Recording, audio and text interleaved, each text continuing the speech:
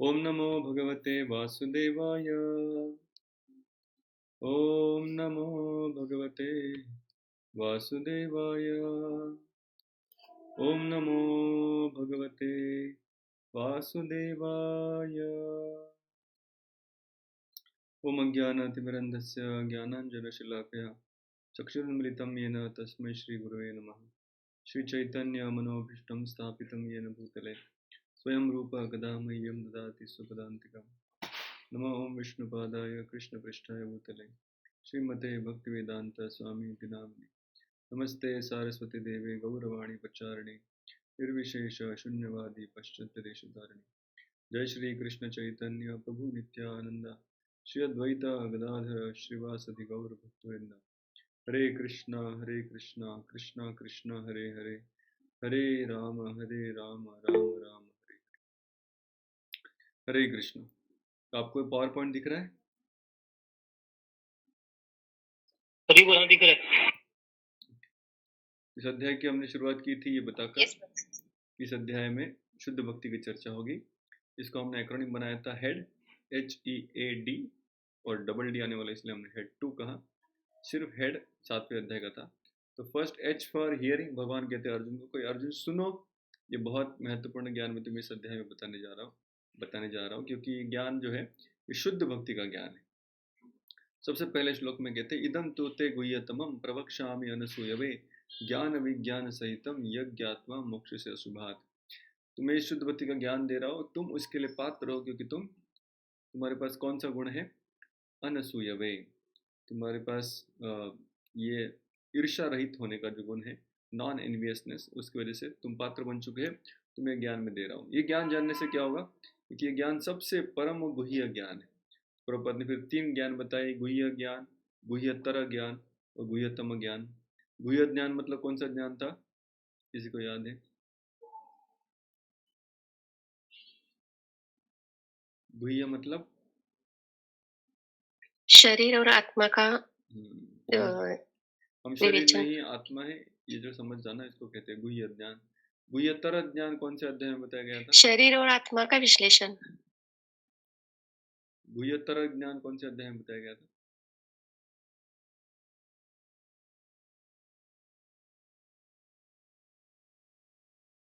गुह्यतर ज्ञान बताया गया था 7वें और 8वें अध्याय में, जहाँ पर भगवान ने भक्ति के बारे में चर्चा की, लेकिन वो भक्ति किसी कर्म, ज्ञान या कभी योग के साथ मिश्रित नहीं की 7th और थी। 8th chapter. उसके पश्चात भगवान 7, ने 8 चैप्टर। 9वें अध्याय में ज्ञान दे रहे हैं, वो है शुद्ध भक्ति का ज्ञान। दूसरे श्लोक में भगवान कहते हैं जो शुद्ध भक्ति का ज्ञान है, इसके 8 गुण भगवान बताते हैं, 8 क्वालिटीज। राजविद्या राजगुह्यम पवित्रमिदम उत्तमम प्रत्यक्षावगमम धर्म्यम सुसुखम कर्तुम अव्ययम। उसके पश्चात तीसरे श्लोक में भगवान कहते हैं ये जो ज्ञान है इसको समझने के लिए श्रद्धा की आवश्यकता है। अगर श्रद्धा नहीं है तो इसमें प्रवेश नहीं कर सकते। अश्रद्धानाः पुरुषा धर्मस्य परन्तप अप्राप्य माम निवर्तन्ते मृत्यु संसार वर्तने। अगर किसी के पास इस ज्ञान के प्रति या भगवान श्री कृष्ण के प्रति श्रद्धा नहीं है तो ये शुद्ध भक्ति में प्रवेश नहीं कर सकता। एच कहने के बाद भगवान ने बताया कि मैं तुम्हें अभी मेरी शक्तियों के बारे में बताता हूँ। तो शक्ति के बारे में जो भगवान बता रहे थे, भगवान कह रहे हैं हालांकि ये सारी प्रकृति मेरी शक्ति है, लेकिन मेरा अस्तित्व इस प्रकृति से भिन्न, अलग से है। प्रकृति मेरी शक्ति है किंतु मैं प्रकृति का नहीं हूँ। तो उसके बारे में भगवान बताए कि ये पूरा जो जगत है, ये सब कुछ मेरे ही देख रेख में अध्यक्षता में ये चल रहा है। मया ततमिदं सर्वम जगत अव्यक्त मूर्तिना मत्स्थानि सर्वभूतानि न च अहं तेषु अवस्थितः मत्स्थानि सर्वभूतानि न च मत्स्थानि भूतानि पश्चिम योगमेश्वरम भूतभूर्न न च भूतस्थो ममात्मा भूत भाव। कैसे इस दुनिया का मैं हूँ लेकिन दुनिया का नहीं हूँ। और फिर भगवान उदाहरण देते हैं यथाकाशो स्थितो नित्यम वायु सर्वत्र महान तथा सर्वाणि भूतानि मत्स्थानि उपधारे। जिस प्रकार से आकाश में वायु रहती है उस प्रकार ये सारी सृष्टि मुझ में समाई हुई है। और फिर कहते हैं भगवान की ये सारी सृष्टि बनाने का काम और उसको वाइंड अप करने का काम भी मैं करता हूँ। सर्वभूतानि कौन्तेय प्रकृतिम यान्ति मामिकाम कल्पक्षये पुनस्तानि कल्पादौ विसृजाम्यहम् प्रकृतिं साम अवष्टभ्य विसृजामि पुनः पुनः भूतग्रामम् एवं कृष्ण अवशम प्रकृति वशात्। भगवान कहते हैं कि मैं इस प्रकृति को, इस सृष्टि को पुनः पुनः बार बार तैयार करता हूँ। लेकिन इस सारे सृष्टि के प्रति मेरे जितने भी कार्य हैं, इन सब कार्यों में मैं इन्वॉल्व हूँ, लेकिन ये कार्य मुझे, मेरे अंदर कोई विकार या मेरे अंदर कोई बंधन उत्पन्न नहीं करते। न च मां तानि कर्माणि निबध्यन्ति धनंजय उदासीन वदासीनम असक्तम तेषु कर्मसु। क्योंकि इस प्रकृति से मैं आसक्त नहीं हूँ, मेरी कोई पर्सनल इच्छा नहीं है, मेरा कोई व्यक्तिगत उद्देश्य नहीं है, इसलिए इस प्रकृति में जो भी कार्य होते हैं उससे मैं बंधा नहीं जाता। और आखिरी भगवान कहते हैं, मया अध्यक्षेण प्रकृति सूयते सचराचर हेतु नाने न कौन्तेय जगत की परिवर्तन। ये सारी सृष्टि जो है ये मेरे देख रेख में चल रही है और कोई इसका कारण नहीं है। तो ये सेकंड सेक्शन भगवान बताते हैं अध्याय क्रम 9वें अध्याय के 4 से लेकर 10वें श्लोक तक। फिर भगवान बताते हैं थर्ड सेक्शन, जहाँ पर भगवान बताते हैं कि मैं जो कृष्ण पूर्ण पुरुषोत्तम भगवान हूँ, एक साकार व्यक्ति स्वरूप सच्चिदानंद घनश्याम सुंदर विग्रह हूँ, इसके बारे में बहुत कम लोग जानते हैं। लोग मेरी सृष्टि लीला, विष्णु रूप इत्यादि को जानते हैं, लेकिन मुझे नहीं जानते। तो कौन मुझे जानते हैं, कौन मुझे नहीं जानते? तो कौन नहीं जानते, भगवान दो श्लोक उसके बारे में बताते हैं 11 और 12, कि जो लोग मेरे बहिरंग प्रकृति के देख रेख में है, ये मुझे समझ नहीं पाते। जब मैं इस दुनिया में आता हूँ तो मुझे भी एक साधारण मनुष्य समझ लेते, क्योंकि उनका और मेरा आकार सेम है। अवजानन्ति मां मूढ़ा मानुषीं तनुमाश्रितः परम भावम अजानन्तो मम भूत महेश्वरम। तो मेरा सच्चिदानंद विग्रह का स्वरूप ये जान नहीं सकते, और इसलिए ऐसे लोग जो है इनके सारे प्रयास जो है वो विफल रहेंगे। फिर वो भक्ति का प्रयास हो, ज्ञान का प्रयास हो, या कर्म का प्रयास। मोघाशा मोघ कर्माणो मोघ ज्ञान विचेतस राक्षसीम आसुरीम चैव प्रकृति मोहिनी श्रिताः। तो मोहिनी प्रकृति या बहिरंग प्रकृति के अंदर काम करने के कारण ये लोग मेरे आध्यात्मिक स्वरूप को नहीं जान सकते, इसलिए इनके सारे प्रयास विफल ठहरेंगे। अगले दो श्लोक में भगवान कहते हैं कौन से लोग जो मुझे स्वीकार करेंगे, एक्सेप्ट करेंगे। महात्मानं स्तु मां पार्थ दैवीं प्रकृतिमाश्रिता भजन्ते अनन्य मनसो ज्ञात्वा भूतादिमव्यय। तो जो दैवी प्रकृति के अंदर रहने वाले लोग हैं, जो कि अंतरंगा शक्ति है उसके देखरेख में रहने वाले, जिनको श्रीमती राधा रानी की या भगवान के जो भक्त है, वैष्णव की कृपा मिली है, उनके मार्गदर्शन में रहने वाले लोग हैं, वही मुझे समझ सकते। ये लोग करते क्या है? सततम कीर्तयन्तो मां यतन्तश्च दृढ़व्रताः नमस्यन्तश्च महां भक्त्या नित्य युक्त उपासते। तो हमेशा ये दृढ़ संकल्प से मेरी सेवा में लगे रहते हैं, जिससे कि मेरी कीर्ति, मेरा गुणगान बढ़ते रहे। तो यहाँ तक हमने चर्चा की है। अभी हम आगे बढ़ेंगे कि जो लोग भगवान के पास नहीं आते वो कहाँ जाते हैं। तो श्लोक क्रम 15 से आगे हम चर्चा करेंगे। तो श्लोक क्रमांक 15 मेरे पीछे बोलने का प्रयास कीजिए। ज्ञान यज्ञेन चाप्यन्ने यजन्तो मामुपासते एकत्वेन पृथक्त्वेन बहुधा विश्वतो मुखम। पढ़िए कोई भाषांतर।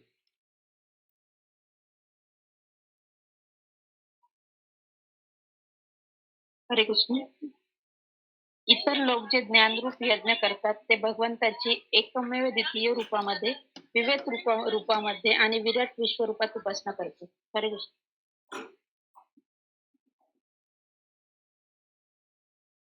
हरे कृष्ण। तो यहाँ पर भगवान कह रहे जो मेरे पास नहीं आते वो कहाँ जाते? फिर उनके पास 3 ऑप्शन है, तो इस श्लोक में बताया गया। ज्ञान यज्ञेन च अपि अन्ये यजन्तो माम उपासते। कुछ लोग हैं जो मेरी उपासना करना चाहते हैं ज्ञान के अनुशीलन द्वारा। मतलब ज्ञान का अनुशीलन मतलब जो व्यक्ति अपने प्रयास से समझने का प्रयास करता है, मतलब उसकी बुद्धि से शास्त्रों को पढ़ के इत्यादि तर्क से वितर्क से भगवान को समझने का प्रयास करता है, वो 3 जगह पे पहुंच सकता है। एकत्वेन पृथक्त्वेन बहुधा विश्वतो मुखम। तो ये 3 जगह पे उसकी आराधना या उसकी उपासना जा सकती है। भगवान को समझने के लिए हमें, जैसे भगवान ने कहा, दैवी प्रकृति में आश्रित है। जिसको भक्तों की और श्रीमती राधा रानी की कृपा मिली है, वही साक्षात भगवान को समझ सकते और भक्ति कर सकते। लेकिन जो कृपा उपा में विश्वास नहीं रखते, वो अपने प्रयास से समझने का प्रयास करते, अपने आप को महान मानते हैं। तो ऐसे लोग जब ढूंढते हैं तो उनके 3 निष्कर्ष होते हैं। तो तात्पर्य पढ़ना चाहेंगे कोई?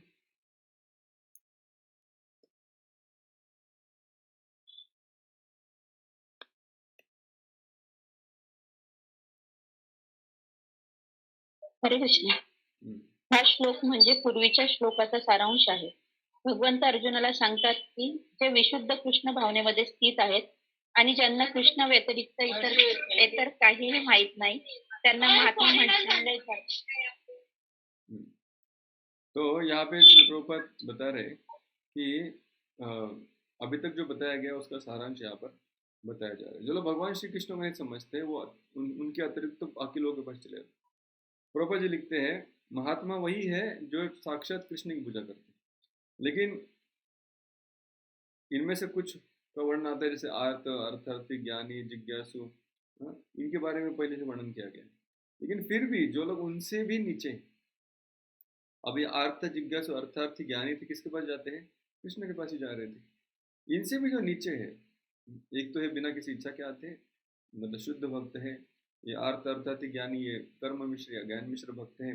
लेकिन उससे भी जो नीचे है, वो लोग हैं, प्रभुपाद कहते हैं, वो 3 प्रकार के होते हैं। सबसे पहले वो लिखते हैं परमेश्वर तथा अपने को एक मानकर पूजा करने वाले। मतलब मैं ही भगवान हूँ, या भगवान, हर कोई व्यक्ति भगवान है, तो वो किसकी पूजा करता है फिर? अपने खुद की पूजा करता है।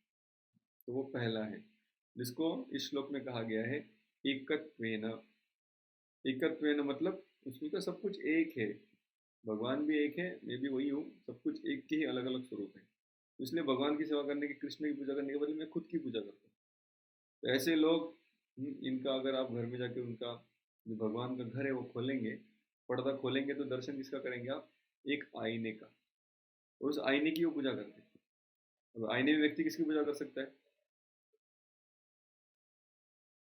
खुद की खुद की पूजा होती है। खुद की पूजा। तो इसलिए ब्रैकेट में मैंने क्या लिखा है फर्स्ट ऑप्शन के लिए स्लाइड में?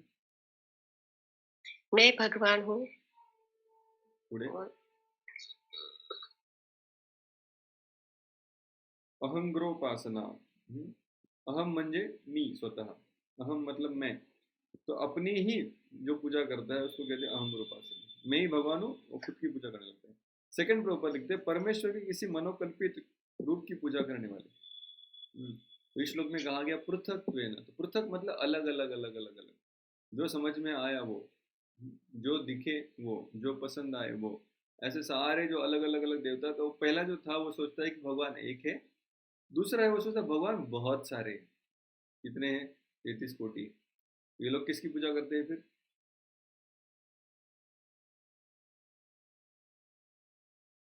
बहुत सारे जो देवता हैं, उन देवताओं की वो लोग पूजा करते हैं। ये दूसरे थे पृथक। तीसरे प्रभुपाद लिखते हैं भगवान की विश्व रूप की पूजा करने वाले, जिसको इस श्लोक में कहा गया है विश्व तो मुखम। मतलब जो विश्व रूप है, वो विश्व रूप की पूजा करते हैं। तो उनको तो ये विश्व ही भगवान है, ये नेचर ही भगवान है। तो फिर वो कभी पहाड़ों की, कभी नदियों की, कभी चंद्रमा की, कभी सूरज की, ऐसी पूजाएं करने में लगते हैं। प्रॉपर लिखते हैं आगे, इनमें से सबसे अधम वे है जो अपने आप को अद्वैतवादी मानकर अपनी पूजा परमेश्वर के रूप में करते हैं, और इन्हीं का प्राधान्य भी है। ऐसे लोग अपने को परमेश्वर मानते हैं, और इस मानसिकता के कारण वे अपनी पूजा अपने आप करते हैं। यह भी एक प्रकार की ईश पूजा है, क्योंकि वे समझते हैं कि वे भौतिक पदार्थ न होकर आत्मा हैं। कम से कम ऐसा भाव तो प्रधान रहता है। सामान्यतः निर्विशेषवादी इसी प्रकार से परमेश्वर को पूजते हैं। तो पहले हैं जो अपने आप की पूजा करते हैं, भगवान की पूजा करने में विश्वास नहीं रखते। लेकिन प्रभुपाद कह रहे कम से कम ये समझते हैं कि अंदर जो आत्मा है ना, वो भगवान का ही स्वरूप है। कम से कम शरीर के अंदर कोई और रहता है, इतना मान ली, इसलिए प्रभुपाद उसको थोड़ा श्रेय देते हैं। और कहते हैं जो निर्विशेषवादी है, जिनको भगवान के साकार स्वरूप में विश्वास नहीं है, ऐसे लोग कई बार प्रधान रूप से ऐसे एकत्व यानी खुद की ही पूजा करते हैं, और एक दूसरे को नमो नारायण है, नमो नारायण है, अपने आप की पूजा करते हैं। प्रभुपाद लिखते हैं आगे, दूसरे कोटि के वे लोग हैं जो देवताओं के उपासक हैं। पृथक कहना मतलब बहुत सारे भगवान, मतलब देवताओं के उपासक, जो अपनी कल्पना से किसी भी स्वरूप को परमेश्वर का स्वरूप मान लेते हैं। तो उनको जो देवता पसंद आए उसको कहते यही भगवान है। और इनकी जो उपासना है उसको वो कहते हैं भक्ति। लेकिन भक्ति सिर्फ भगवान की होती है, देवताओं की तो उपासना होती है। तो देवताओं के संबंध में भक्ति का शब्द हम प्रयोग भी नहीं कर सकते। कई बार लोग लिख देते हैं लिखने के लिए, माता के भक्त, गणेश जी के भक्त, लेकिन ये भक्त नहीं होते, ये उपासक होते हैं, क्योंकि ये कुछ देते हैं और कुछ लेने की अपेक्षा रखते हैं। तृतीय कोटि के वे लोग हैं, वो लोग आते हैं जो इस ब्रह्मांड से परे कुछ भी नहीं सोच पाते। मतलब ये जो भौतिक जगत है, ब्रह्मांड, ये सब कुछ, इससे आगे भगवान भगवान कुछ नहीं होंगे, वे ब्रह्मांड को ही परम जीव या सत्ता मानकर उसकी उपासना करते हैं। मतलब इस जगत की, ये विश्व है, इसकी पूजा करने लगते हैं। यह ब्रह्मांड भी भगवान का एक स्वरूप है। अब ये जगत भगवान की शक्ति है, तो इसकी पूजा करने से उनको थोड़ा बहुत लाभ मिल जाता है। तो पहले है एकत्व है ना, वो किसकी पूजा करते हैं? खुद की। पृथकत्व है ना, मतलब किसकी पूजा करते हैं? बहुत सारे लोग विश्वतो मुखम, मतलब किसकी पूजा करते हैं? विश्व विश्व की ही पूजा करते हैं। तो अभी भगवान ने ये तीन चीज बताए कि जो मेरे पास नहीं आते, वो ऐसे तीन जगह पे जा सकते हैं। एक वाले, बहुत सारे वाले, और विश्व स्वरूप वाले। अभी ये जो लोग हैं, इनका वर्णन अगले श्लोकों में होने वाला है। तो सबसे पहले भगवान, ये जो विश्व तो मुखम है या विश्व रूप है, इस जगत की ही जो चीजें है उसमें भगवान का अस्तित्व देखते हैं और उनको ही महान समझ के उनकी सेवा करते हैं। तो इसलिए भगवान उनको, उनकी श्रद्धा को और सुदृढ़ बनाने के लिए कहते हैं, इस जगत में जो भी आपको तेजस्वी, यशस्वी, शक्तिशाली दिख रहा है, ये सब मैं ही हूँ, क्योंकि मेरी ही शक्ति है। इस प्रकार से अगले कुछ श्लोक आएंगे। मैं श्लोक पढ़ता हूँ, आपको भाषांतर पढ़ना। अहम क्रतुः अहम यज्ञ स्वधा अहम अहम औषधम मंत्रो अहम अहम एवाज्यम अहम अग्नि ही अहम हुतम। तो भगवान करे मैं ही सब कुछ ये हूँ। क्या क्या हूँ? पढ़िए भाषांतर। किंतु मैं ही कर्म कांड, मैं ही यज्ञ, पितरों को दिए जाने वाला तर्पण, औषधि, दिव्य ध्वनि मंत्र, घी, अग्नि तथा आहुति हूँ। सब कुछ मैं ही हूँ भगवान के। ये विश्व में आपको जो जो दिख रहा है, ये सब कुछ मैं ही हूँ। तो इसकी भी कुछ लोग पूजा करते हैं, वो कौन से है? विश्व रूप वाले।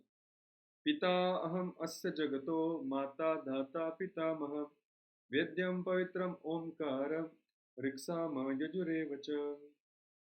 पढ़िए कोई भाषण दे। मैं इस ब्रह्मांड का पिता, माता, आश्रय तथा पितामह हूँ। मैं यह जानने योग्य, शुद्धिकर्ता तथा ओंकार हूँ। मैं ऋग्वेद, सामवेद तथा यजुर्वेद भी हूँ। हरे कृष्ण। सारे वेद में हूँ, ओंकार भी मैं हूँ, ये भी मैं हूँ, वो भी मैं हूँ। गतिर्भर्ता प्रभु साक्षी निवास शरणम सुहृत् प्रभव प्रलय स्थानम निधानम बीजमव्ययम्। पढ़िए भाषण। हरे कृष्ण। मैं ही लक्ष्य, पालन करता, स्वामी, साक्षी, धाम, शरणस्थली तथा अत्यंत प्रिय मित्र हूँ। मैं सृष्टि तथा प्रलय, सबका आधार, आश्रय तथा अविनाशी बीज भी हूँ। हरे कृष्ण। तपामि अहम अहम वर्षम निगृणामि उत्सृजामि च अमृतं चैव मृत्युश्च सत् असत् च अहम अर्जुन। पढ़िए कोई भाषण।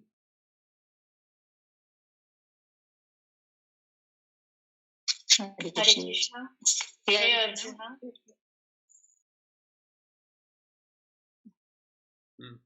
हे अर्जुना, मी उष्णता देतो आणि मीच पाऊस थांबवितो आणि वाढवतोही. मी अमृत तत्व आहे आणि मूर्तिमंत मृत्यूही मीच आहे.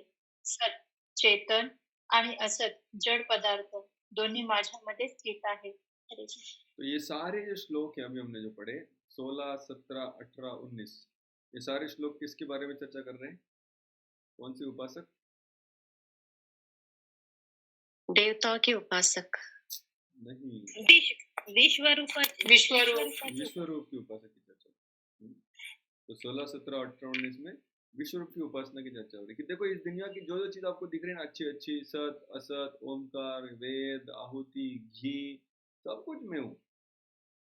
तो इस दुनिया की ही चीजों में घूम रहे, मतलब विश्व की ही चीजों में घूम रहे, इस ब्रह्मांड में नजर घूम रहे। मतलब कौन सी उपासक है ये? किसकी उपासक है? ये विश्व की उपासक। अभी भगवान ऊपर जाएंगे, नेक्स्ट कौन से हैं? देवता वाले। अभी देवताओं के उपासक के बारे में कुछ चर्चा करेंगे। अब ये देवताओं की उपासना का ऑप्शन भगवान ने 7वें अध्याय में भी दिया था। तो किसी को अगर याद होगा 7वें अध्याय में भी ये डी आया था, लास्ट वाला डेविएशन, जो भगवान के पास नहीं जाते वो कहाँ जाते, वहां पे भगवान ने 2 ऑप्शन दिए थे सिर्फ। कौन से थे वो?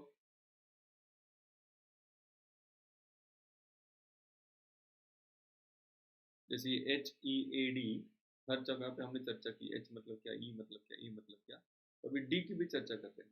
तो डेविएशन मतलब जो भगवान के पास नहीं आते, वो किसके पास जाते हैं? दूसरे। देवी देवताओं के पास। देवी देवताओं के। तो 7वें अध्याय में उन्होंने भगवान ने 2 ऑप्शन दिए थे, उसमें से एक थे देवी देवता, और दूसरे कौन थे? ब्रह्म ज्योति। ब्रह्म ज्योति, वेरी गुड।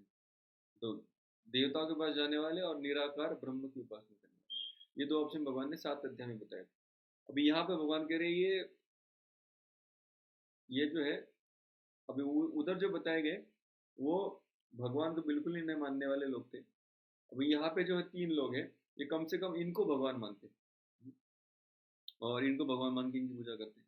तो ये 3 यहाँ पे बताए गए, वहाँ पे 2 थे, लेकिन एक चीज़ कॉमन है, देवताओं की उपासना।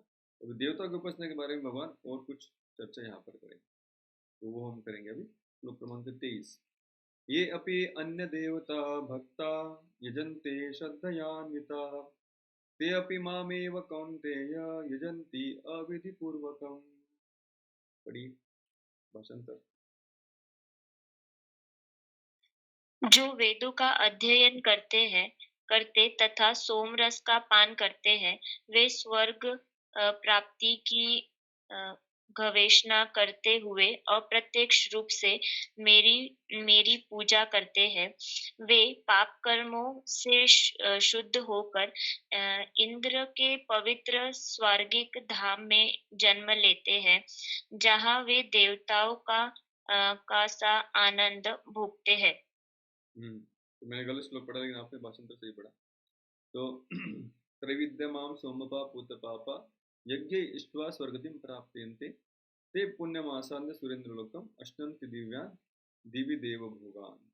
तो यहाँ पर बताया जा रहा है कि ये जो लोग हैं बहुत सारे यज्ञ इत्यादि करते हैं, स्वर्ग की कामना करते हैं, मतलब देवता की पूजा करके पुण्य कमाते हैं और फिर वहाँ पे जाते हैं, बहुत सारे भोगों का भोग भी लेते हैं।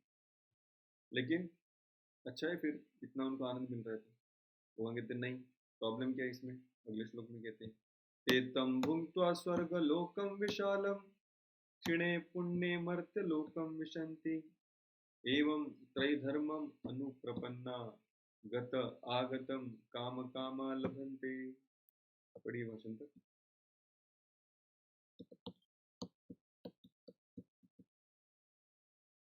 When they have thus enjoyed,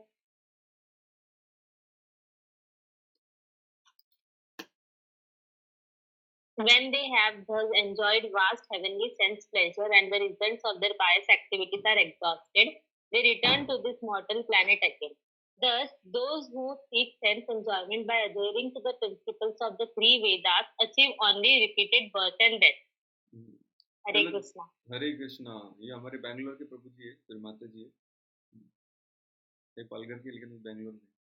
तो तेतम भुंक्त्वा स्वर्गलोकम विचलन, तो वहां पे जाके वो बहुत स्वर्ग का भोग करते हैं, लेकिन जब पुण्य खत्म हो जाते हैं तो उनको वापस आना पड़ता है। तो इसलिए जाते रहते, आते रहते, गत आगतम गत आगतम, तो इस प्रकार से वो चक्कर काटते रहते। तो ये हो गए देवता वाले। तो 3 में से कौन से बताए भगवान ने चर्चा की अभी तक? विश्वतोमुखम की चर्चा हुई अभी तक, और अभी पृथक यानी देवताओं की उपासना की। लेकिन ये बताते बताते भगवान को रहा नहीं जा रहा, बोले क्यों यहाँ पे इतना तुम घूम रहे हो? सबसे अच्छा क्या है, किसकी पूजा करो, मेरे पास आओ, भगवान कह रहे।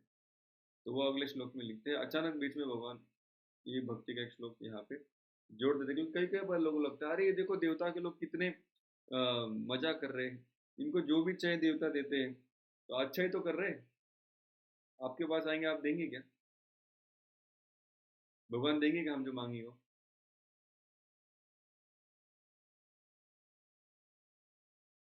तो वो भगवान अगले श्लोक में बता देंगे कि नहीं देंगे। तो श्लोक क्रमांक 22। अनन्यश्चिन्तयन्तो मां ये जना पर्युपासते तेषां नित्याभियुक्तानां योगक्षेमं वहाम्यहम्। पढ़िए भाषण तक। हरे कृष्ण प्रभुजी. परंतु जे लोक अनन्य भक्तिभावाने माझ्या दिव्य स्वरूपाचे चिंतन करीत माझी उपासना करतात, त्यांच्या गरजा मी पूर्ण करतो आणि त्यांच्याकडे जे आहे त्याचे मी रक्षण करतो. तो ये श्लोक आपने कहाँ पे सुना होगा? LIC में सुना होगा। तो योगक्षेम वहाम्यहम्। अभी यहाँ पर थोड़ा ध्यान देना जरूरी है। अनन्य चिंतयन्तो माम। अनन्य मतलब और किसी के पास नहीं जाते, हमेशा मेरा ही चिंतन करते हैं, मतलब डेविएट नहीं होते। जो लोग मेरे पास आते हैं, मेरी पूजा करते हैं, बिल्कुल यहाँ वहाँ नहीं जाते। तेषाम नित्य अभियुक्ता नाम। नित्य मतलब कि कभी भी किसी के पास नहीं गए, हमेशा कंटिन्यूसली मेरी सेवा करते रहते हैं। तो ऐसे जो लोग हैं, तेषाम नित्य अभियुक्ता नाम योगक्षेम वहामि अहम। तो उनका भी क्षेम मतलब क्या? क्षेम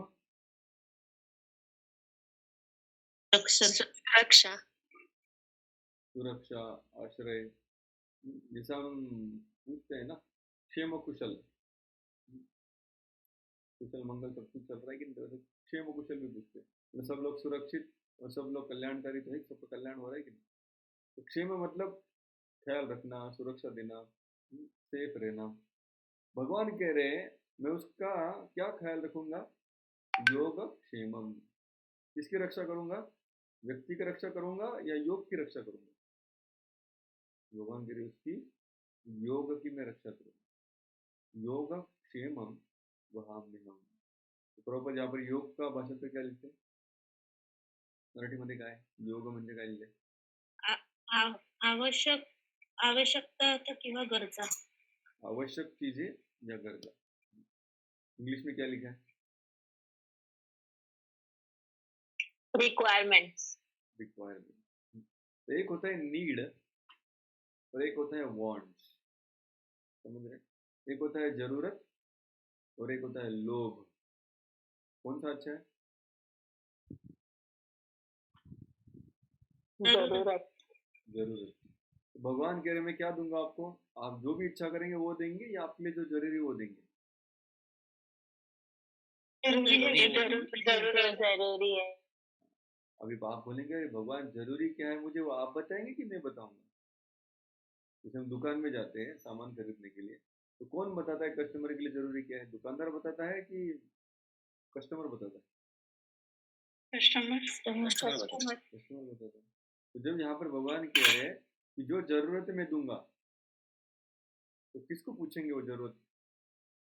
सामने वाले व्यक्ति को पूछ के देंगे या खुद डिसाइड करेंगे? डिसाइड करेंगे. खुद डिसाइड करेंगे।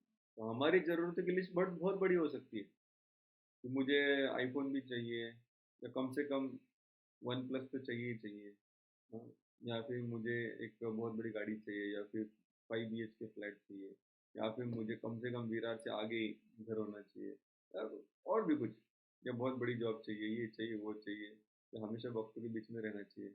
ये हमारे हमको लगता है कि ये हमारी सारी ज़रूरत है। लेकिन भगवान जब वो लिस्ट को देखते हैं तो भगवान उसमें से कुछ कुछ जगह काट देते हैं। मतलब फ्लैट अभी ज़रूरत नहीं है। अभी किसके लिए ज़रूरत? अभी हमारी ज़रूरत है, भगवान की ज़रूरत मैच क्यों नहीं होती? हम कितने प्रामाणिक हैं, हम कितना भी अपने जीवन को सिंपल रखने का प्रयास करते हैं, लेकिन फिर भी हमारे कैलकुलेशन, हमारे जो लिस्ट में रिक्वायरमेंट रहती है और भगवान की लिस्ट में जो रिक्वायरमेंट रहती है, दोनों में फर्क होता है कि सेम होती है? फर्क होता है. फर्क क्यों होता है लेकिन? भगवान हमसे ज्यादा अच्छा जानते हैं कि हमारी क्या जरूरत है या हमें किस चीज का रिक्वायरमेंट है. हमसे तो ज्यादा भगवान के अनुसार सबसे जरूरी चीज कौन सी है हमारे जीवन में? एक चीज बताइए, सबसे इम्पोर्टेंट भक्ति. एक चीज। भक्ति। भक्ति. कृष्ण का स्मरण, या कृष्ण खुद, या कृष्ण प्रेम। तो ये है हमारी सबसे बड़ी जरूरत, इसको कहते हैं योग, भक्ति योग। तो भक्ति योग हमारा सबसे इम्पोर्टेंट चीज है। अभी उसका संरक्षण करने के लिए, योग का क्षेम करने के लिए, उस हमारी जो मुख्य आवश्यकता है योग, भक्ति योग, उसका क्षेम यानी उसकी सुरक्षा करने के लिए, उसको आश्रय देने के लिए जो भी जरूरी होगा वो भगवान देंगे। तो कभी कभी हमारे भक्ति को सुरक्षा देने के लिए भगवान हमारे जीवन में कुछ असुरक्षा का भी वातावरण निर्माण कर सकते हैं। आपको लगता है अरे जी क्या हो रहा है, ये भगवान मुझे बचा रहे कि नहीं बचा रहे? तो भगवान बचा रहे कि नहीं बचा रहे? चाहते हैं। बचाते हैं। इन किसको बचाते हैं? आपको बचाते हैं कि आपकी भक्ति को बचाते हैं? हमारे जरिए हमारे भक्ति को भक्ति को बचाते हैं। हमारी भक्ति को बचाते हैं। तो इसलिए हमें ये समझना चाहिए कि भगवान को हम ये प्रार्थना करें कि हमारे भक्ति को बचाने के लिए जो भी जरूरी हो वो दो। जब हमें लगता है कि हमारे भक्ति के लिए जरूरी है, वो जरूरी है, जरूरी है, वो जरूरी है, लेकिन भक्ति के लिए बोलते बोलते बीच में हमारा अहंकार भी आ जाता है। वो कहते हैं एक्चुअली मेरे लिए जरूरी है, मेरे लिए वो जरूरी है। इस प्रकार से हम विचार करते हैं। तो तेषां नित्यभियुक्तानां योगक्षेम वहाम्यम। तो भगवान कह रहे कभी कभी आपको पता भी नहीं होता कि मेरे लिए दुख जरूरी है, लेकिन मैं समझता हूँ कि दुख जरूरी है, तब जाके तुम ठीक से मुझे पुकारो। कभी कभी दुख देते थे। कभी कभी हमें लगता है कि मुझे हमेशा भक्तों के संग में रहना चाहिए। भगवान देखते नहीं, शायद हमेशा भक्तों के संग में रहेगा तो उसकी वैल्यू पता नहीं चलेगी। तो भगवान थोड़े समय के लिए हमें भक्तों से दूर भी लेके जाते हैं। तो फिर हमें और भक्तों की वैल्यू और भक्ति करने की इच्छा और जागरूक होती है, उत्कट होती है। तो हम नहीं समझते कि हमारे लिए क्या जरूरी है, भगवान समझते हैं हमारे लिए क्या जरूरी है, और उसी तरह से अरेंजमेंट करते रहते हैं पर्सनली। किसी दूसरे व्यक्ति को काम में नहीं लगाते थोड़ा देख ले ये माता जी को, ये प्रभु जी को, उनके जीवन में क्या चाहिए। नहीं, ये काम भगवान आउटसोर्स नहीं करते। बाकी सारे काम इस दुनिया के भगवान ने लोगों को बांट दिए। देवताओं को बांट दिए है, विष्णु को बांट दिए है, सृष्टि स्थिति प्रलय इत्यादि। लेकिन ये जो काम है भक्तों के भक्ति का संरक्षण करना, क्योंकि भक्ति की अधिष्ठाता कौन है? भक्ति देवी कौन है? तुलसी महारानी। राधा रानी। तुलसी राधा रानी है। महारानी। तो श्रीमती राधा रानी है भक्ति देवी। तो इस भक्ति का जो अंश हमारे हृदय में है, भगवान उस राधा रानी का हमेशा संरक्षण करना चाहते हैं। उनका काम ही वही है। वो काम वो किसी दूसरे को नहीं देते, वो खुद करते हैं। इसलिए हमारे हृदय में भी छोटा सा उस राधा रानी की कृपा का अंश है, वो जो भक्ति है, उसका ही भगवान कह रहे संरक्षण मैं खुद करूंगा। वहामी अहम वहसी, या और किसी से मैं चलाऊंगा ऐसे नहीं कहते, मैं खुद रक्षा करूंगा। इसमें हमें अनंताचार्य की कहानी पता है। अनंताचार्य जब इस श्लोक को देखते हैं तो उनको लगता है कि अरे ऐसे कैसे हो सकता है, भगवान खुद कैसे चलाएंगे किसी के घर को। तो फिर वो क्या करते हैं, उस श्लोक को काट देते हैं, वहां भी हमको काट देते हैं अपने कलम। तो तभी उनकी पत्नी कहते जाओ थोड़ा भिक्षा विक्षा लेके आओ, घर में कुछ नहीं खाने के लिए। तो अरे सॉरी, थोड़ा मेरा भाषांतर में थोड़ा ज़्यादा ही मैं टीका लिखने में बहुत मग्न हो गया। जाते भिक्षा मांगने के लिए, उस दिन कोई भी घर में भिक्षा नहीं मिली। तो अनंताचार्य बड़े नाराज हो जाते कि अरे कहीं भी भिक्षा नहीं मिली, भगवान ने कहा है योगक्षेम चलाएंगे, कहीं भी भिक्षा नहीं मिली। ढूंढते रहे ढूंढते रहे ढूंढते रहे ढूंढते कुछ नहीं मिला। यहाँ पे घर पे दो बालक आ गए, एक सावला एक गोरा, दोनों कमल ने, एक ने पीताम्बर पहना है, एक ने नीले वस्त्र पहने हैं, और दोनों बहुत वजनदार बोरी उठा के आ रहे हैं। और अनंताचार्य की पत्नी को कह रहे कि ये ले लो, ये अभी हमसे होता नहीं, और फटाफट ले लो, हमको छोड़ दो। तो जब वहां से निकलने लगते हैं तो उनकी पत्नी कहती अरे आप भाग क्यों रहे, थोड़ा रुको, हम अपने आप को खिलाते हो अच्छे से, आप रो क्यों रहे हो और इतने डरे क्यों हो? बोले नहीं नहीं, आपकी पति हमको ताड़न करते हैं, हमको मारते हैं, देखो पीठ पे मेरे कितने बड़ा निशान है, उन्होंने मारा है, खरोच आई। तो ऐसे करके बच्चे चले जाते हैं। आनंद बेचारे जब घूम के वापस आते अपयशी, तो पत्नी को देखते, पत्नी ने सब कुछ खाना पका के खुद ने भी खा लिया है। फिर पत्नी कहते आप ऐसा कैसे कर सकते हैं, इतने अच्छे बच्चे थे, उनको आपने क्यों मारा? बोले कौन से बच्चे और किसने मारा? तो बताते हैं जैसे बालक आए थे, जब बालकों का वर्णन करती है तो अनंत समझ जाते हैं कि ये तो साक्षात भगवान थे। कृष्ण भगवान। और फिर वो देखते कि मैंने जो उनके शब्दों को काटा था, वो उनकी पीठ पे लकीर बन गया था, वो भी निशान बन गया। इसलिए समझ जाते कि नहीं, भगवान खुद भक्तों के भक्ति के लिए जो जरूरी है उसको उनके जीवन में अरेंज करेंगे। तो जब हमारा अहंकार बढ़ जाता है तो अहंकार को कम करने का काम भी भगवान खुद कर रहे हैं। कभी कभी भगवान किसी भक्त के रूप में आएंगे, कभी किसी परिस्थिति के रूप में आएंगे, कभी किसी विपदा के रूप में आएंगे। लेकिन अगर हम उसके पीछे छुपे भगवान को देखेंगे, उनके वैयक्तिक हस्ताक्षर को देखेंगे, तो समझ जाएंगे कि ये श्लोक सही है। योगक्षेम वहाम्यहम्, भक्ति के लिए मतलब हमेशा कृष्ण के लिए आतुर रहना, इसको भक्ति कहते हैं। तो हमेशा कृष्ण के प्रति आतुर रहने के लिए जो भी जरूरी भगवान करेंगे।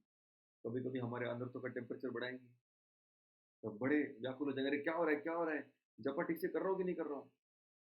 तो फिर जो जपा में एकदम कंप्लेसेंसी आ गई थी, बोले हाँ चल रहा है, 16 रोज करता हूँ, अचानक ध्यान आएगा अगर इसमें ध्यान भी देना, तो भगवान कभी अनर्थों को बढ़ाएंगे, कभी भक्तों से दूर लेके जाएंगे, कभी जो भी विपदा लाएंगे, कभी कुछ क्राइसिस आ जाएगा, बीमार पड़ जाएंगे, कुछ भी हो सकता है।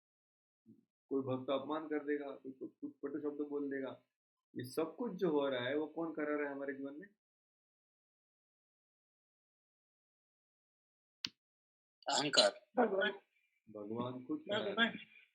भगवान सारी परिस्थितियों को योजनाबद्ध कर रहे हैं, जिससे कि हमारी भक्ति सुरक्षित रहे और अहंकार को निकाल दे। तो इसलिए यहाँ पर ये श्लोक बहुत महत्वपूर्ण है। योगक्षेम वहाम्यहम्, अपने इस भक्ति योग का सुरक्षा करने के लिए जो भी जरूरी है, भगवान कहते हैं मैं खुद भक्तों के जीवन में दूंगा, जरूरत छीनूंगा। तो ये मैं करता रहूंगा। तो इसलिए यहाँ पे कहते हैं योगक्षेम वहाम्यहम्, प्रभुपाद लिखते हैं उनकी जो आवश्यकता होती है उन्हें मैं पूरा करता हूँ, और जो कुछ उनके पास है उसकी रक्षा करता हूँ। उनके पास क्या है, भक्ति, उस भक्ति की रक्षा करने के लिए जो भी जरूरी मैं उनको देता हूँ, जो भी आवश्यक है वो प्रदान करूँगा। ओके, कोई तात्पर्य पढ़ना चाहेगा?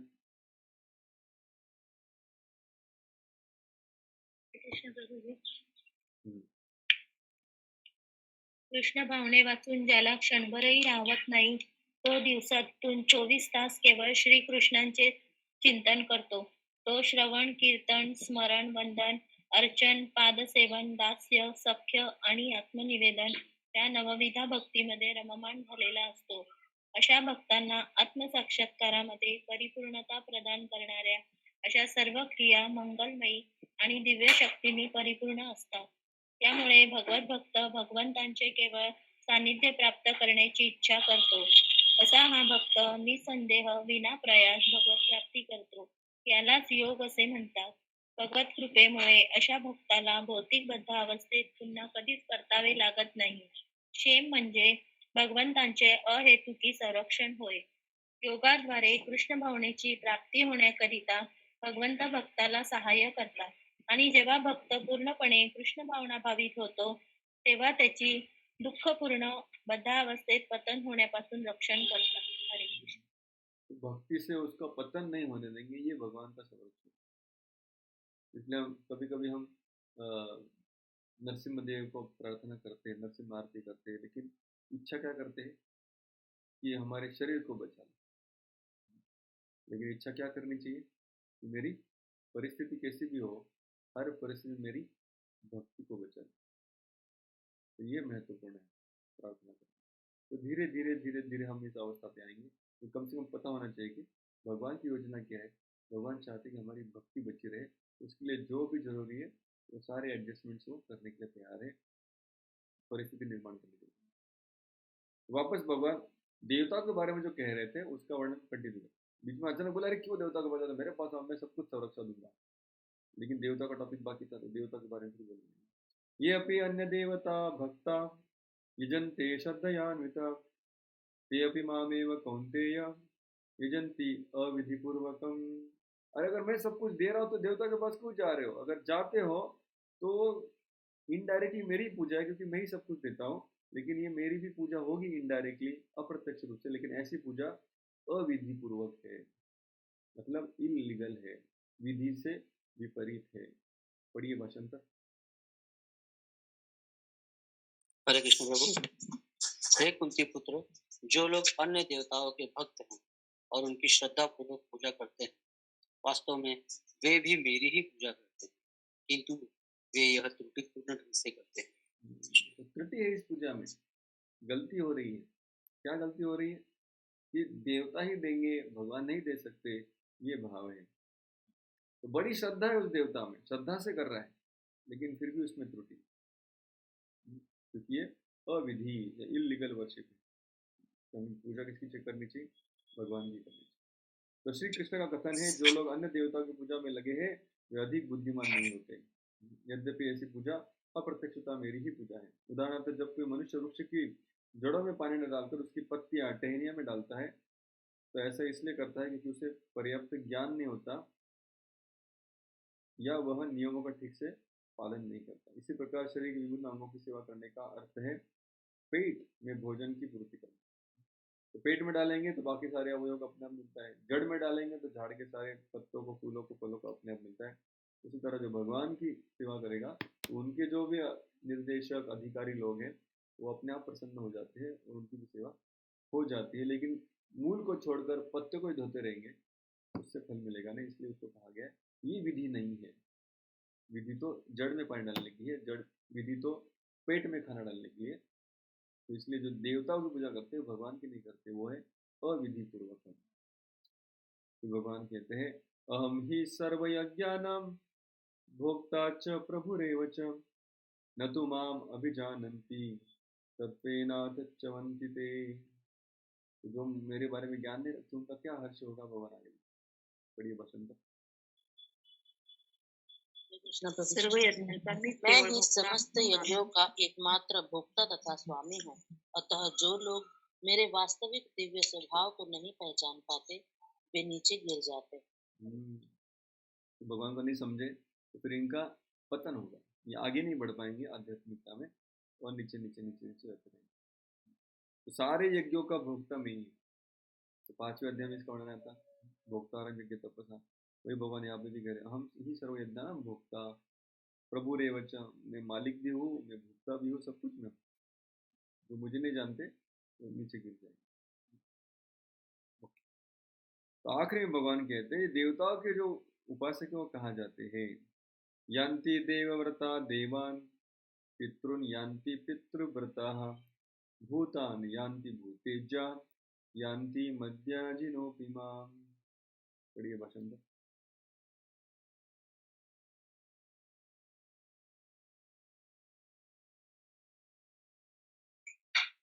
जो देवताओं की पूजा करते हैं वो देवताओं के बीच जन्म लेंगे। जो पितरों को पूजते हैं वे पितरों के पास जाते हैं। जो भूत प्रेतों की उपासना करते हैं वे उन्हीं के बीच जन्म लेते हैं। और जो मेरी पूजा करते हैं वे मेरे साथ निवास करते हैं। जब कोई व्यक्ति का अंत होता है या मृत्यु होता है तो उस व्यक्ति को लेने के लिए उसकी इज्जत या इष्ट या जिसकी उसने पूजा की है वहाँ के लोग या वो व्यक्ति उनको लेने के लिए आता है। जैसे मान लीजिए किसी ने पितरों की पूजा बहुत अच्छे से की है, तो उसके परिवार के जितने भी पुराने सदस्य हैं वो सारे उसको लेने के लिए आएंगे मृत्यु के पश्चात, आत्मा को लेके जाने। तो इसलिए कई बार लोग अपने घर के सदस्यों को देखते हैं मृत्यु समय कि अरे मेरी दादी माँ आ रही है, दादाजी आ रहे हैं, या जो पहले मर गए मौसी आ रही है, मामा आ रहे, काका आ रहे। तो उनका जो पित्र है वहाँ पे वो लेके जाते हैं। तो पितृ लोक में फिर उनका वहाँ पर जगह होता है जहाँ पर उनकी कुल देवता उनके आराध्य होती है। तो उनके फिर संग में सब लोग वहाँ पर बड़ा परिवार पितृलोक में रहता है। देवताओं की पूजा करेंगे तो देवताओं से मतलब स्वर्ग लोक से लोग आएंगे आपको लेने के लिए। तो कहाँ लेके जाएंगे? देवताओं के बीच निवास करने के लिए लेके जाएंगे। लेकिन जब आप भगवान श्री कृष्ण की पूजा करेंगे आपको लेने के लिए कौन आएंगे? साक्षात कृष्ण आएंगे या उनके प्रतिनिधि आएंगे। इसलिए हम देखते कई बार जो गुरु परंपरा में ठीक से दीक्षा लिए है और अपने नियमों का पालन किए हैं, ठीक से भक्ति किए, तो कहते प्रभुपाद आए हैं। मरने के पहले कई बार लोगों ने कहा प्रभुपाद जी आए हैं, भक्तिनाथ ठाकुर आए। जो हमारे जो महाप्रभु प्रभु थे, राधा गोपीनाथ मंदिर के काउंसिलर थे बड़े, उनका जब मृत्यु का समय आया तो कहते श्रीनाथ जी प्रभु आए। श्रीनाथ जी मतलब जो उनके सीनियर गॉड जो कुछ साल पहले गुजर गए। तो इस प्रकार से वो गुरु परंपरा के प्रतिनिधि लेने के लिए आते हैं।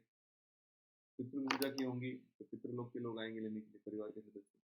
और अगर देवताओं की होंगी तो देवलोक से कुछ लोग आएंगे। इस प्रकार से जहाँ जहाँ हमने अपनी श्रद्धा को डाला है मृत्यु के समय उसकी याद होगी अपने आप, और फिर वही लोग आकर अगला गंतव्य स्थान प्रदान करेंगे।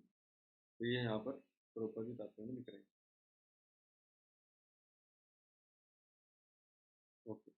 अभी यहाँ तक प्रभुपाद ने या कृष्ण ने बताया कि डेविएशन यानी कौन से प्रकार के लोग हैं जो मेरे पास नहीं आते और कहाँ जाते हैं, एकत्वेन पृथक्त्वेन विश्वतम। अभी हम जाते हैं इस अध्याय के आखिरी सत्र में या पड़ाव में, जहाँ पर हम चर्चा करेंगे सेकेंड डी। तो सेकेंड डी क्या है? D for devotion. डिवोशन यानी भगवान श्री कृष्ण की शुद्ध प्रेमा भक्ति, क्योंकि वही इस अध्याय का मुख्य लक्ष्य है। तो अभी इस भक्ति के बारे में भगवान कहेंगे कि देखो ये सब इतने सारे आप रास्ते ले रहे हो, उससे अच्छा है कि आप मेरी भक्ति करो। ये भक्ति करना मतलब क्या? जैसे कई बार लोग कहते हैं आई लाइक कृष्णा, मुझे कृष्ण अच्छे लगते हैं, और दूसरा है कि मैं कृष्ण से प्रेम करता हूँ। और मुझे कृष्ण अच्छे लगते हैं, या I like God, I like Krishna. और दूसरा वाक्य है कि मैं कृष्ण से प्रेम करता हूँ, या I love Krishna, I love God. तो लाइक में और लव में, पसंद करने में और प्रेम करने में क्या फर्क है? जब हम किसी कृष्ण को, जब हम सिर्फ कृष्ण हमें अच्छे लगते हैं, तो हम जब कृष्ण के पास जाएंगे तो क्या मांगेंगे? और भी जो चीज़ें हमें अच्छी लगती हैं उनके बारे में। लेकिन जब हम किसी व्यक्ति से प्रेम करते हैं तो क्या होता है? जो उसको अच्छा लगता है वो हम पूछते हैं कि आपको क्या अच्छा लगता है, आप क्या लेना चाहेंगे, आपकी इच्छा क्या है, वो बताइए। तो प्रेम भक्ति या भक्ति जिसमें प्रेम हो, ये कब चालू होती है? जब हम भगवान से मुझे क्या चाहिए वो नहीं मांगते। जब मैं प्रार्थना या भगवान के श्री विग्रहों के सामने प्रार्थना वो नहीं करती कि मुझे क्या चाहिए, मुझे क्या चाहिए, मुझे क्या अच्छा लगता है, वो प्रेम नहीं है। प्रेम मतलब आपको क्या चाहिए, आपको क्या अच्छा लगता है। तभी भगवान इस श्लोक से आगे बताएंगे मुझे क्या अच्छा लगता है, जो हम भगवान को दे सकेंगे। भगवान कहते मुझे एकदम छोटी छोटी चीज़ें अच्छी लगती है, लेकिन अगर उसमें प्रेम हो, उसमें अगर भक्ति हो। तो अभी 26 से लेकर आगे 32 तक भगवान बताएंगे मुझे क्या अच्छा लगता है, मुझे क्या क्या दो, तो भगवान बताएंगे। तो 26 सबसे फेमस श्लोक, पत्रम पुष्पम फलम तोयम यो मे भक्त्या प्रयच्छति तदहम भक्त्या उपरूतम अश्नामि प्रयतात्मनः। तो कितने चीजें मांग रहे भगवान इस श्लोक में, कोई बताएगा? और कौन सी? पत्र, कोई भी एक पत्ता किसी भी पेड़ का, या एक पुष्प, या एक फल, या पानी। तो ये मीन्स पानी, कितने थोड़ा सा चीजें, जल। कितने हो गए मतलब? 4। ठीक से देखिए, 4 ही मांग रहे हैं। 5 5 मांग रहे हैं। 5वां क्या है? एक भक्ति भाव, हाँ, डिवोशन। डिवोशन। तो कई बार हम भूल जाते हैं कि इसमें 5वां भी श्रद्धा। चीजें हैं। तो प्रेम से जो कोई मुझे देता है, प्रेम तथा भक्ति के साथ, तो 5वां आइटम हो गया ना। वो नहीं रहेगा तो बाकी 4 कुछ काम के नहीं, उसमें से एक भी रहेगा और ये पहला वाला भी रहेगा तो उसका कुछ वैल्यू है। तो प्रेम के साथ, भक्ति के साथ, विश्वास के साथ जब हम भगवान को अर्पण करते हैं, फिर वो एक छोटा सा पत्ता, एक पत्ता, पत्र मतलब एक पत्ता, पत्राणी भी नहीं करे भगवान। पत्राणी मतलब बहुत सारे पत्ते, मतलब एक पत्ता। पुष्पम एक फूल, कौन सा फूल? वो भी नहीं, गेंदा भी चलेगा, वो सस्ते सस्ते जो आते हैं। फलम कोई भी एक फल लेके आओ। तोयम थोड़ा सा जल। प्रभुपाद कहते हैं ये चारों चीजें कौन से देश में मिल सकती है?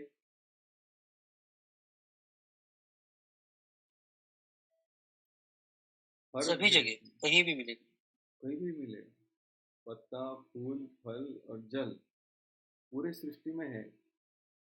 तो मतलब भगवान की भक्ति करने, भगवान करे सबसे सिंपल है यार, सबसे सिंपल, सबसे सस्ता। तो ये यहाँ पर कृष्ण कह रहे अपनी भक्ति का एडवर्टाइज कर रहे हैं। अभी आखिरी बचे हुए श्लोकों में तो कह रहे ये सारे ऑप्शन छोड़ दो, मेरे पास आओ। मेरे पास कैसे आओगे? एकदम सिंपल है, ये 4 चीजें दे दो जो कहीं पे भी अवेलेबल है, बिल्कुल महंगी नहीं है, फुकट में मैंने ऑलरेडी बनाई है इस दुनिया में। कि वो तोड़ो और प्रेम से दो, इससे आप तदहम भक्त्या ऊपर अश्नामी प्रयतात्मना, मैं खुद उसका स्वीकार करूंगा। अश्नामी मतलब खाऊंगा। तो पत्ता खा सकते हैं, कौन सा पत्ता है जो हम खाते हैं? तुलसी तुलसी पत्ता। तुलसी पत्ता। और तुलसी बस एक ही पत्ता खाते हैं? और कौन से पत्ते जो खा सकते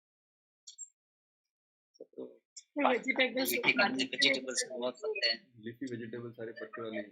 पत्ता गोभी, पालक, चीकू, मेथी, ये सब हम पत्ते ही है ना, ये सारे पत्ते खाते हैं।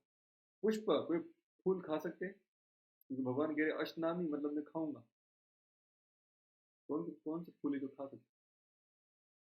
गुलाब, गोभी, गोभी, वो फूल है, फूल गोभी। फूल, हाँ फूल। हाँ, बनाना का जो फूल आता है उसका भी सब्जी बनती है।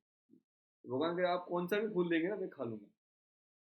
आपने देखा होगा कृष्ण का चित्र है जो अपने गोपालों के साथ खेल रहे हैं, और वो कहते हैं कृष्ण कृष्ण कृष्ण, हमने आपके लिए जबरदस्त आइटम लाया, मुंह खोलो मुंह खोलो मुंह खोलो। वो क्या करते हैं, बाजू वाले झाड़ के फूल तोड़ के कृष्ण के मुंह में डालते, कृष्ण खा लेते। और फिर कृष्ण आपकी खोलते हैं, क्या डाला? तो कहने का मतलब भगवान सब कुछ खाने के लिए तैयार है। बोले पत्रम खाऊंगा, पुष्प खाऊंगा, फल बिल्कुल खाऊंगा, सोया वो भी खा लूंगा। तो अष्टनामी, तो खा लूंगा, आप कुछ भी देंगे प्रेम से मैं इसको स्वीकार करूंगा, लेकिन ये 4 कैटेगरी में होना चाहिए। पत्रम पुष्पम फलम और तोयम। अंडरम चिकनम मटनम नहीं होना चाहिए, पत्रम पुष्पम फलम तोयम होना चाहिए। तो उतना ही भगवान कहते हैं मैं खाऊंगा। तो लोग कहते हैं कि अरे भोग लगा के खाना है, तो क्या क्या भोग लगा सकते हैं? इधर लिखा है क्या क्या भोग लगा सकते हैं? इसमें जो नहीं लिखा है वो भोग नहीं लगा। तो क्योंकि प्रेम भोग लगाना प्रभु जी, मतलब भगवान तो फल का पत्ता भी खा लिए थे, केले का पत्ता भी खा लिए थे, भक्ति से अर्पित किया था गुजराती में। तो पत्र इस प्रकार। ओके, तात्पर्य मैं आप लोग को पढ़ने के लिए छोड़ता हूँ, बड़ा है लेकिन महत्वपूर्ण है। अभी कोई कहेगा कि ये पत्रम पुष्पम फलम से भक्ति से देना है, ये शायद ये भी मेरे लिए मुश्किल है।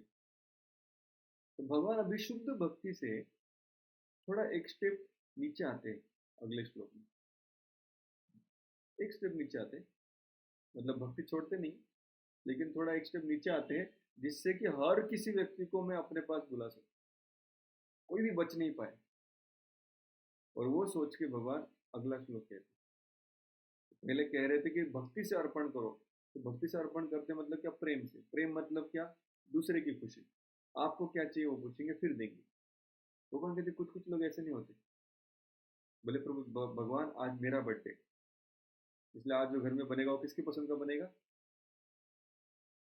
मेरे पसंद का बनेगा, वही आपको खिलाऊंगा, खाएंगे? तो भगवान कहते वो शुद्ध भक्ति तो नहीं है, लेकिन स्वीकार करूंगा। अगले श्लोक में लिखते हैं, यद करोषि यदश्नासि यज्जुहोषि ददासि यत् तपस्यसि कौन्तेय तत्कुरुष्व मदर्पणम्। पढ़िए।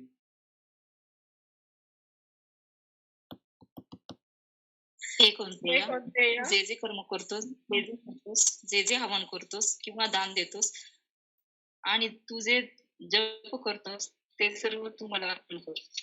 सब कुछ मुझे अर्पण कर बोल। तो कभी कभी अगर आपके पास लोग आते कहते प्रभु जी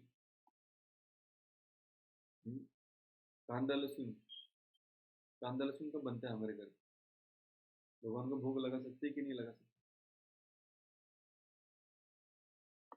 बताइए। हमारे घर में कांदा लहसुन तो बनता है, भोग लगा सकते कि नहीं लगा सकते? प्रभूजी, ज्या घरामध्ये डिओटीज नसतील तर त्या घरामध्ये कांदा लसणाचं बनवतात, पण ते भगवंतांना भोग देतात, पण माहित नाही भगवान स्वीकारतात की नाही। यहाँ पे क्या लग रहा है इस श्लोक को पढ़ नहीं के? ना प्रभु जी, 4 ही भोग बोला प्रभु जी, तो ये हम नहीं लगा सकते भोग। तो पत्रम पुष्पम फलम तोयम, कांदा लहसुन पत्र पुष्प फलम तोयम में आता है कि नहीं? नहीं आता है? नहीं आता। किसमें आता है फिर? ये तो प्रभु जी, बटाटा किसमें आता है? बटाटा सुरण सुरण बटाटा सुरण तो किसमें आते हैं? फळामध्ये प्रभु जी का रूट है ना, रूट है। रूट्स है ना ये सब, कांदा लहसुन हाँ रूट्स वो भी उधर ही रूटच आता आहे है। ते. अदरक अदरक रूट्स है ना। मतलब पत्ता फूल, मतलब झाड़ का कोई भी अंग आप भगवान को खिलाते हैं। दालचीनी क्या है? स्टेम का छिलका। झाडाचं साल आहे का?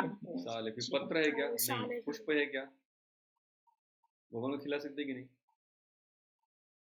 खिला सकते हैं। खिला सकते हैं। खिलाते आप लोग क्या क्या खा रहे हो जो भगवान नहीं खाते? तो कहने का मतलब भगवान कह रहे जो वेजिटेबल से आता है वो सब कुछ मैं खाता हूँ, लेता हूँ।